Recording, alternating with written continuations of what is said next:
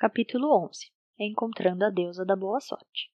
Se um homem tem sorte, não há como prever a extensão possível de sua boa fortuna. Joguem-no no Eufrates e ele se salvará a nado com uma pérola na mão. Provérbio babilônico. O desejo de ter sorte é universal. Ele era tão forte no peito dos homens há 4.000 anos na antiga Babilônia, quanto o é atualmente no coração dos homens. Todos nós esperamos ser favorecidos pela caprichosa deusa da boa sorte. Há alguma maneira de encontrá-la e atrair não apenas sua atenção favorável, mas também seus generosos favores? Há alguma maneira de atrair a boa sorte? Era exatamente isso que os antigos habitantes da Babilônia queriam saber. Eles passavam por homens argutos e entusiasmados pensadores, o que explica por que a velha cidade tornou-se a mais rica e mais poderosa de seu tempo. Nessa época distante não havia escolas nem colégios. Possuíam, entretanto, um centro de aprendizado, uma verdadeira escola prática. Entre os prédios guarnecidos de torres da Babilônia, havia pelo menos um que emulava em importância com o Palácio do Rei, os jardins suspensos e os templos dos deuses. Os livros de história quase não o mencionam, embora tivesse exercido uma poderosa influência sobre o pensamento daquele tempo.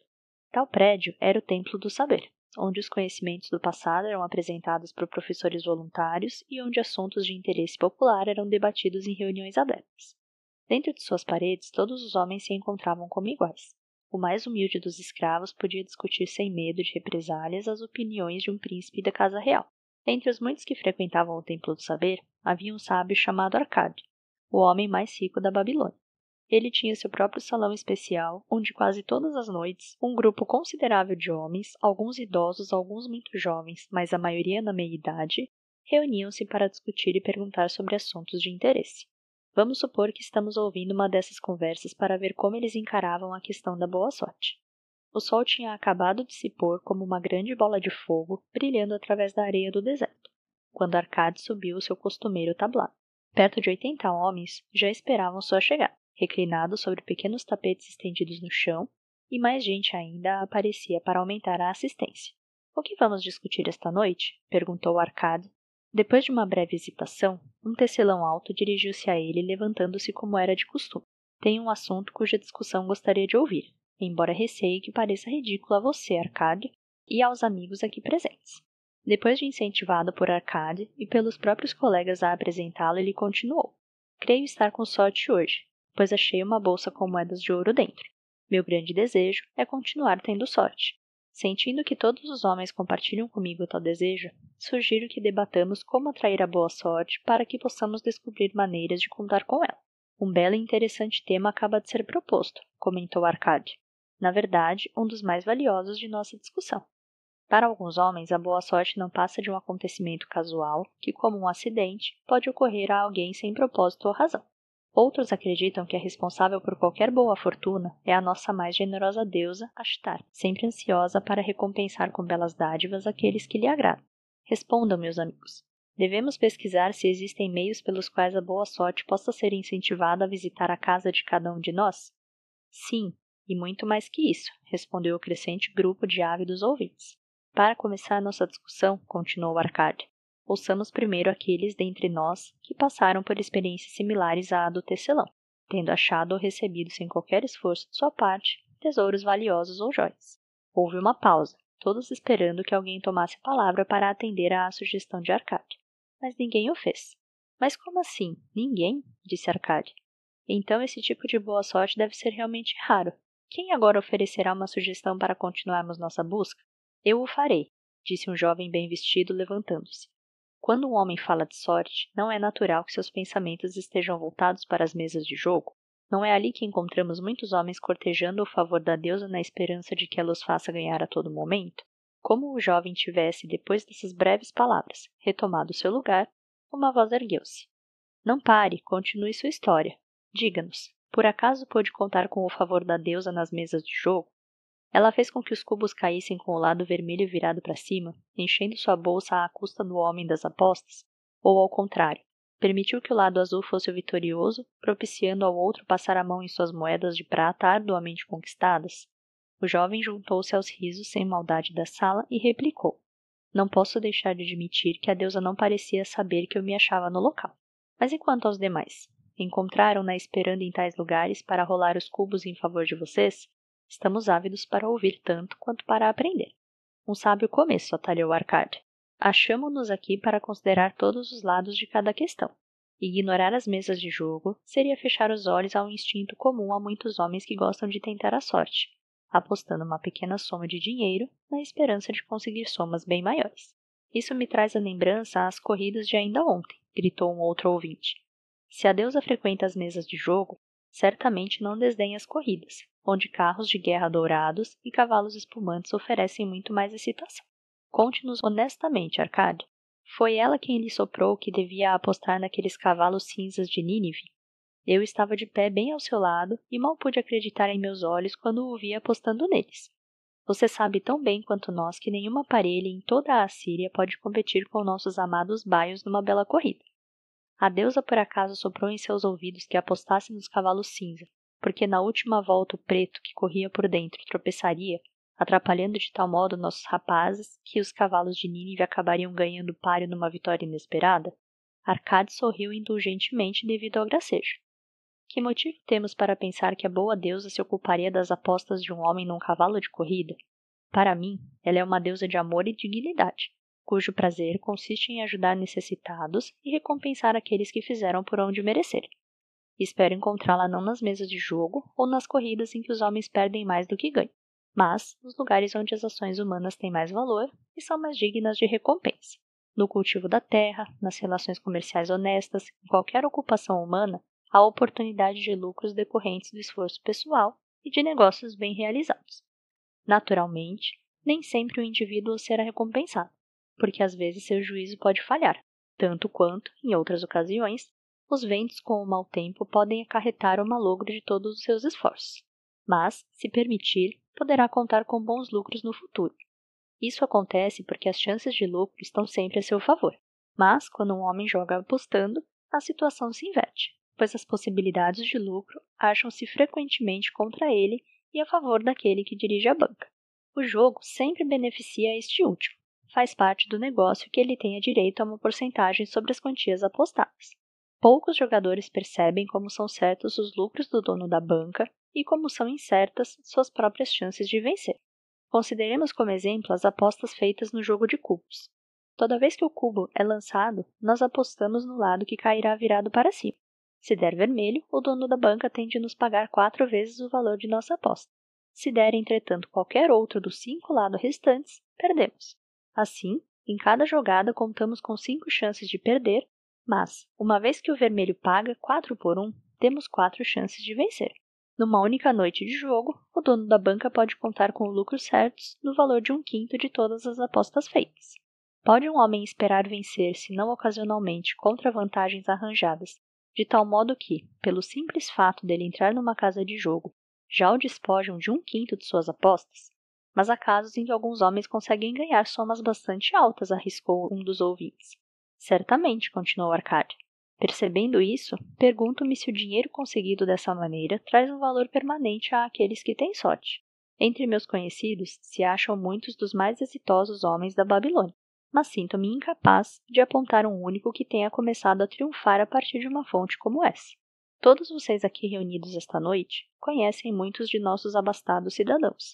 Seria do maior interesse para mim saber quantos deles podem acreditar às mesas de jogo no início de seus anos venturosos.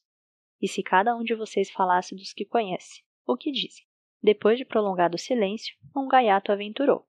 Sua pergunta inclui os donos da banca? Se não se lembra de mais ninguém, respondeu Arcade.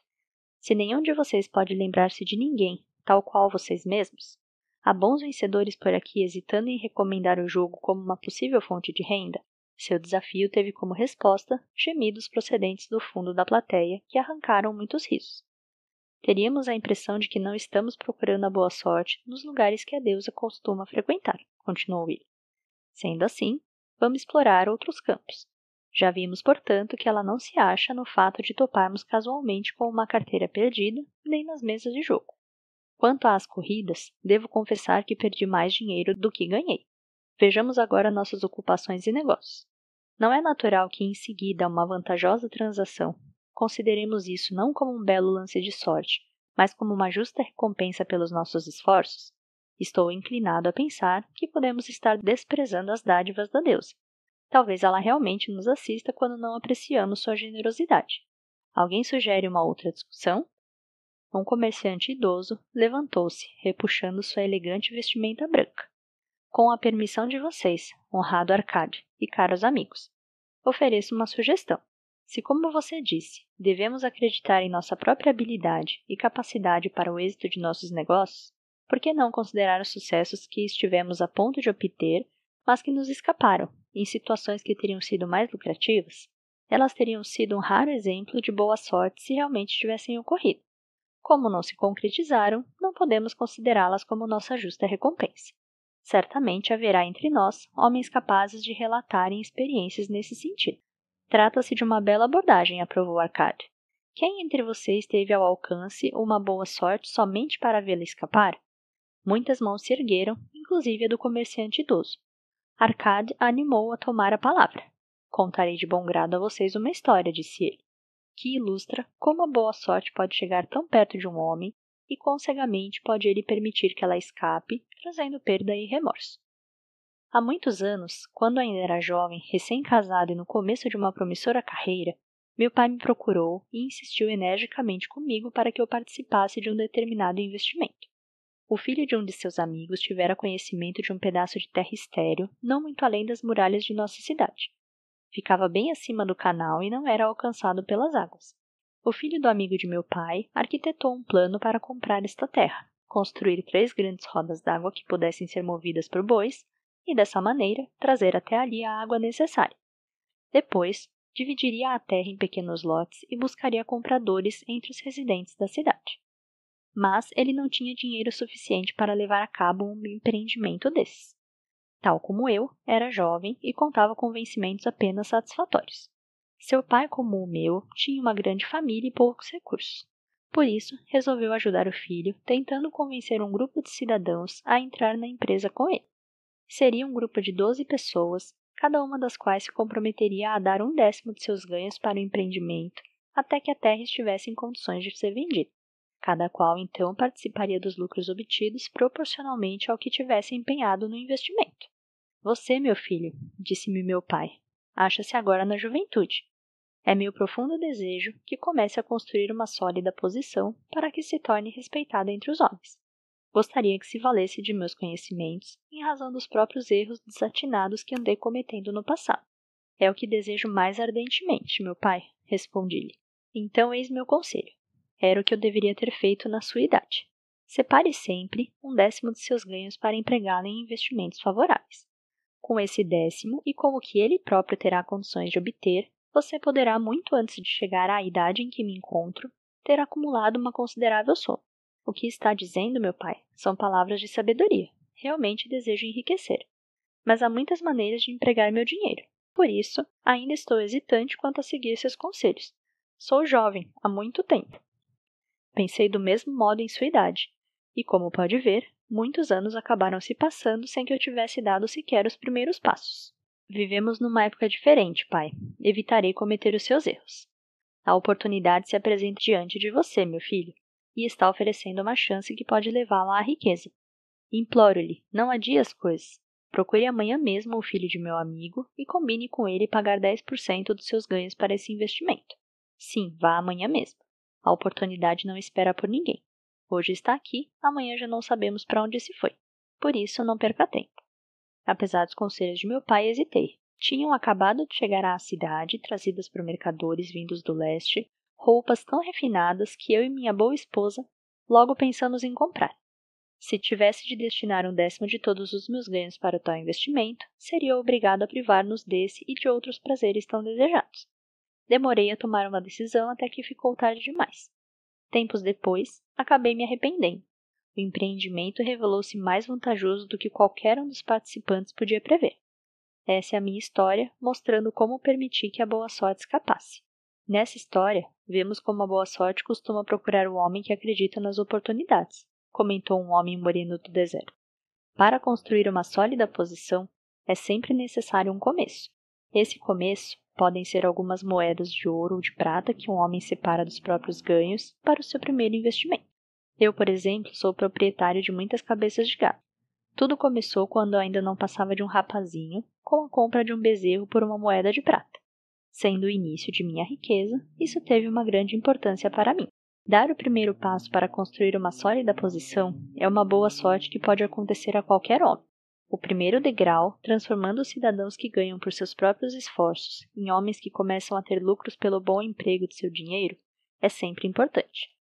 Alguns, afortunadamente, fazem isso quando jovens, e deixam para trás, em termos de sucesso financeiro, aqueles que só o fizeram muito tarde, ou aqueles que, infelizmente, como o pai do mercador que acabamos de ouvir, nunca o fizeram. Tivesse nosso amigo, o mercador, seguido esse rumo em sua juventude, quando a oportunidade se lhe apresentou, hoje estaria acumulado de muitos bens do mundo. Se a boa sorte de nosso amigo tecelão o incentivar a subir um degrau como esse por sua vez, ele não será mais do que o começo de uma fortuna muito maior. Obrigado, gostaria de falar também. Um homem de outro país levantou-se. Sou sírio, não falo bem o idioma de vocês. Quero chamar esse amigo, o mercador, por um nome, embora vocês possam achar que não se trata de um termo polido. Mas acho que é o único que ele merece. Só que não conheço a palavra certa aqui na Babilônia. Se usar o meu próprio idioma, vocês não entenderão.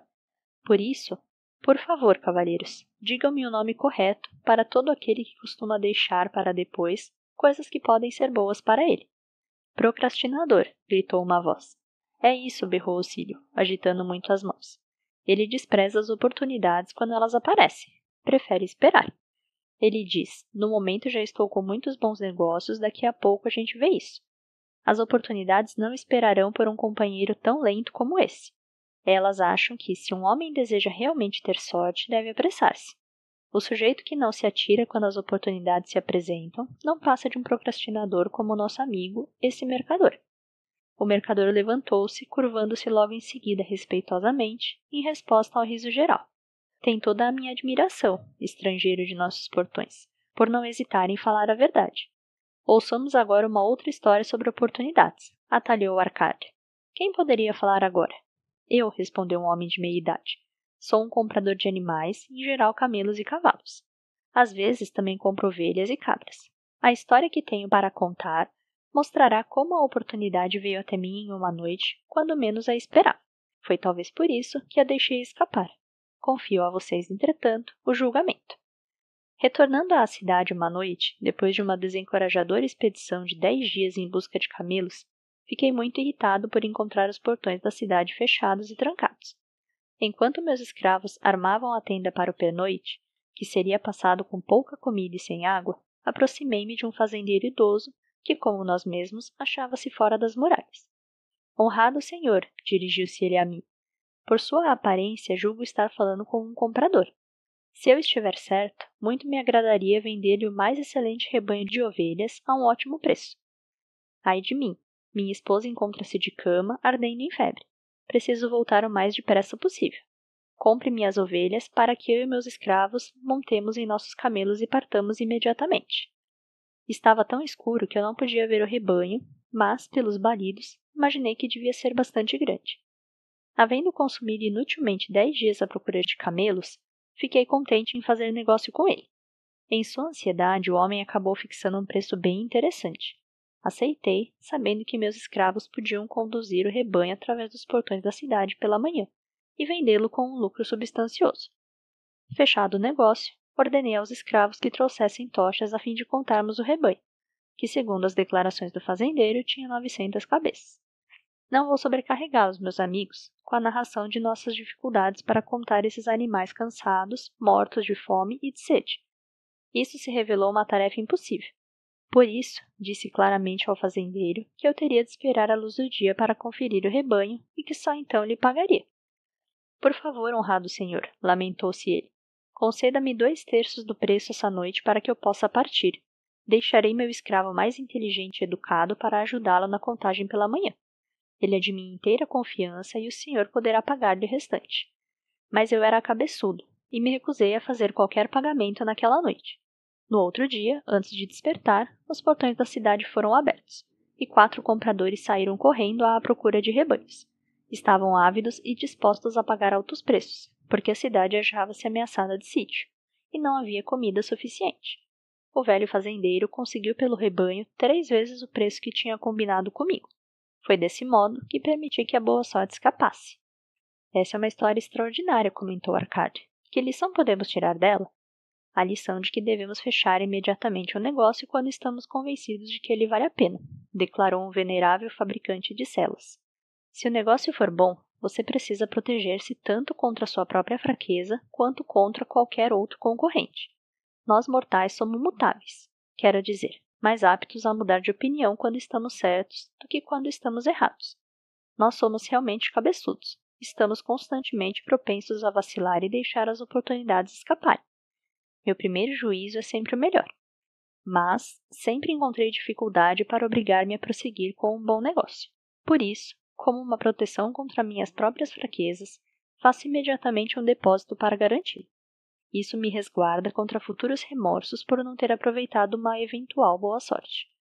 Obrigado. Gostaria de falar novamente. O Círio estava de pé.